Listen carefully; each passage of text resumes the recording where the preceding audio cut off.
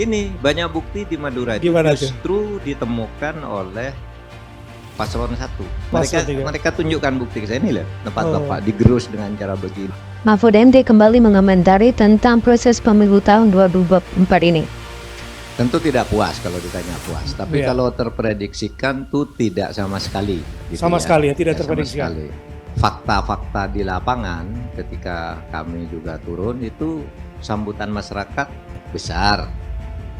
Optimisnya itu pada waktu tidak mungkin satu putaran. Kemudian temuan-temuan di lapangan memang terjadi pengurasan terhadap nomor 3 ini karena operasi-operasi yang kami temukan Iya. seperti nanti akan dibuktikan di pengadilan dibayar. Dibayar. Ada yang dibayar, itu politik gentong babi namanya. Iya. Ada politik pegang keras gitu. Kamu punya kasus ini tuh, kamu kalau enggak ini masuk kasusmu dibuka. Iya. Nah ini laporan-laporan yang seperti ini banyak gitu ya. Kalau ini terbukti, itu kan bisa membatalkan hasil pemilu.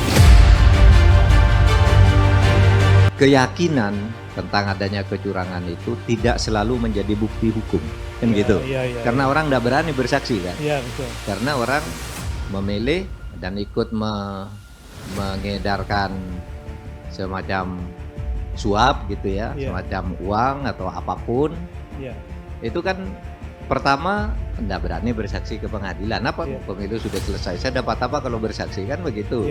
Yang kedua, kalau dia pelaku juga yang membantu, itu juga bisa dihukum juga. Oleh sebab itu keyakinan tentang kecurangan itu mungkin akan sulit dibuktikan secara hukum. Antara keyakinan dan bukti hukum itu tidak selalu sama. Oleh sebab itu pilihan lainnya bukan hanya hukum kan, ada politik. Ada Nah, politik. Kemudian muncul jalur angket. Angket. Jadi rupanya ada proses penggerusan ya. Madura gimana, Bro? Sama. Gini, banyak bukti di Madura itu justru ditemukan oleh paslon 1. Oh ya. Ditemukan oleh paslon 1, tapi penggerusannya ke paslon 3. Mereka tunjukkan bukti ke saya, ini loh tempat Bapak digerus dengan cara begini. Bentuknya apa, Bro?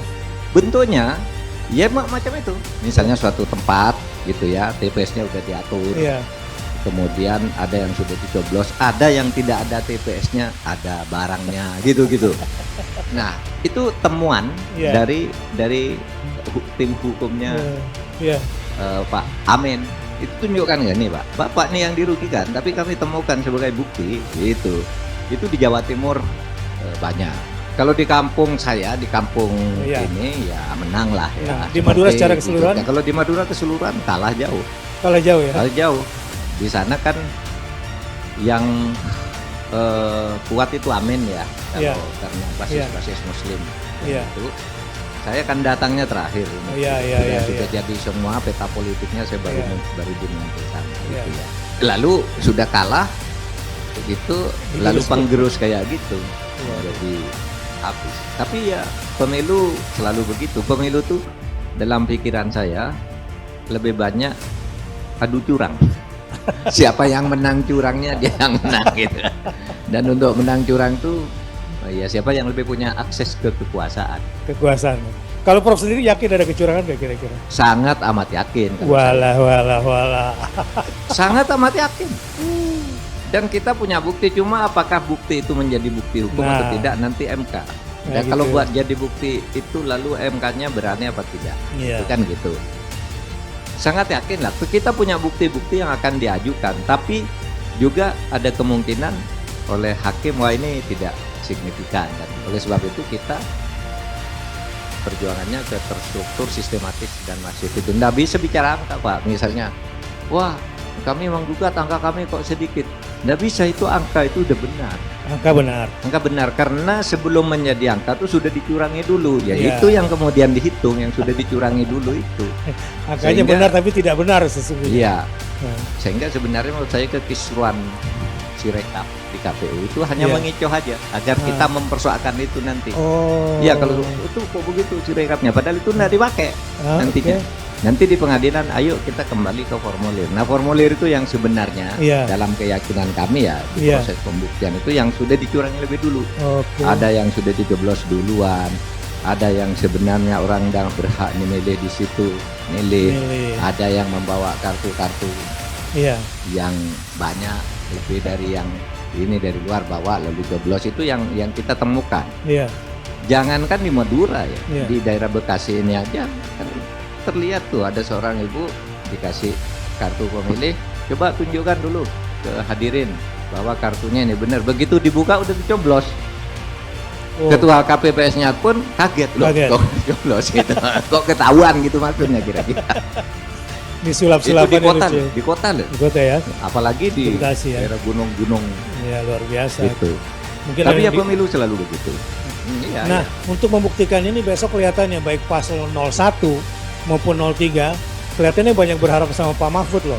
Karena Pak Mahfud yang sangat mengerti dan lama menjadi ketua MK kan. Ya tapi saya bukan menjadi hakim sekarang. Iya. Ilmunya maksudnya, ilmunya. Enggak, ilmu bisa enggak dipakai oleh orang yang tidak punya keberanian. Oh gitu ya. Sering terjadi. Saya kira ya bisa aja hakim mengatakan lu enggak bisa ini gitu. Bagai hal pertama mungkin karena memang tidak signifikan. Yang kedua takut juga. Iya. Karena politik intervensi, politik pegang keras itu kan sudah terbukti terjadi di MK kan. Iya kan? Ya ada yang masuk penjara juga, ada yang kemudian dijatuhi sanksi etik dan karena itu memang terjadi. Itu 2014 juga. 2014 juga ya? Kan saya ketua tim suksesnya Pak Prabowo dulu. Saya diajak ke pengadilan, saya minta buktinya mana buktinya. Nggak ada itu. Hanya tahu aja bahwa dicurang, buktinya mana. Akhirnya saya minta mengundurkan diri. Kalau gitu saya nggak ke pengadilan. Ini pasti kalah. Tapi waktu itu Pak Prabowo nggak percaya. Enggak, gitu harus ini buktinya banyak. Lah mana buktinya? Saya kan ketua tim. Nggak ada buktinya. Nggak ada buktinya. Ya kalah betul, dibantai di sana. 2014 ya. Kira-kira 2024 terulang lagi nggak bro? Ya kita lihat nanti.